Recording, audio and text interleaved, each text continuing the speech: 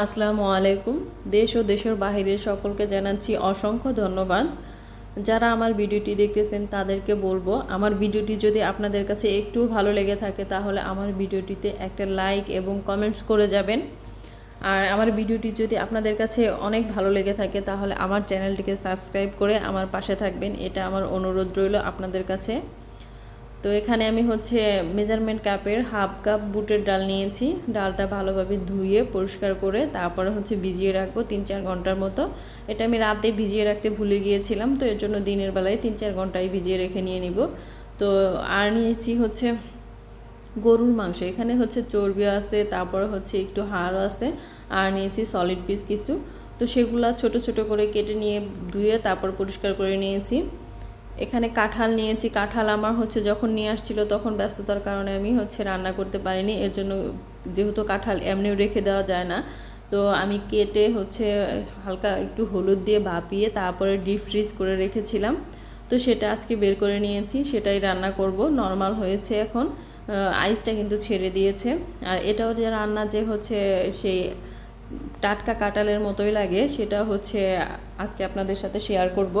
তো একটা প্যানের মধ্যে 3 টেবিল চামচের মতো সয়াবিন তেল দিয়েছি, আর তার মধ্যে দিয়ে দিচ্ছি গরম মশলা হিসেবে কালো এলাচ, সাদা এলাচ, তারপরে দারচিনি, তেজপাতা, লবঙ্গ, গোলমরিচ, এগুলো দিয়ে নিয়েছি। আর দিয়ে দিচ্ছি 1 কাপের মতো পেঁয়াজ কুচি।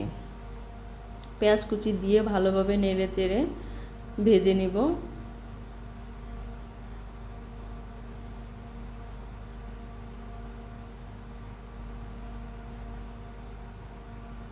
একটু হালকা করে ভেজে নিয়ে তারপরে এখন আমি এর মধ্যে দিয়ে দিচ্ছি 1 টেবিল চামচে, কিন্তু একদম উঁচু উঁচু করে 1 টেবিল চামচ আদা বাটা, আর 1 টেবিল চামচ রসুন বাটা। এটা মানে সমান করে যদি দেওয়া যেত তাহলে দেখা যেত 1.5 টেবিল চামচের কাছাকাছি চলে যেত।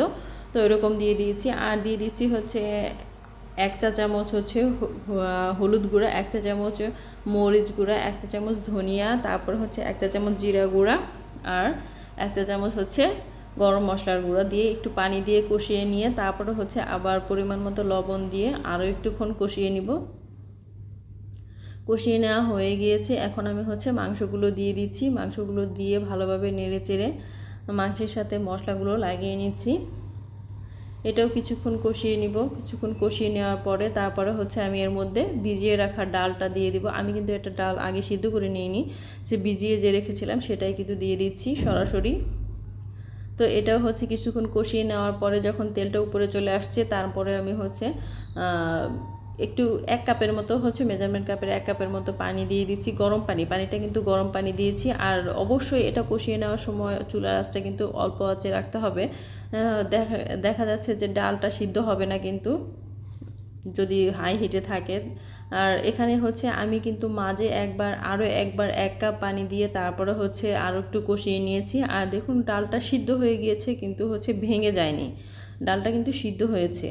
তো কষানো হয়ে গিয়েছে। এখন আমি এর মধ্যে কাঁঠালগুলো দিয়ে দিব। কাঁঠালগুলো দেওয়ার পরে ভালোভাবে নেড়েচেড়ে আরও কিছুক্ষণ কষিয়ে নিব। এই পর্যায়ে কিন্তু চুলার আঁচটা কমিয়ে রেখেছি, যেহেতু পানির পরিমাণটা কম। তো কষানো হয়ে গিয়েছে। এখন আমি এর মধ্যে ঝোল দিয়ে দিচ্ছি। ঝোলটা দিয়ে ভালোভাবে নেড়েচেড়ে আরও কিছুক্ষণ রান্না করে নেব। যেহেতু আমার অনেকগুলো হয়ে গিয়েছে, পাতিলে একারে ভর্তি হয়ে গিয়েছে। তো তারপরেও আস্তে আস্তে এই পর্যায়ে চুলার আঁচটা বেশি রেখে তারপরে কিছুক্ষণ রান্না করে নিয়েছি। আর এখন দিয়ে দিচ্ছি টালা জিরার গুঁড়া, টেলে নিয়েছিলাম সেই জিরার গুঁড়াটা দিয়ে দিচ্ছি। তো পানি কিন্তু অনেকটাই শুকিয়ে গিয়েছে। আস্তে আস্তে এই পর্যায়ে চুলার আঁচটা একটু কমিয়ে দিয়েছি, কমিয়ে দিয়ে আস্তে আস্তে রান্না করে নিচ্ছি।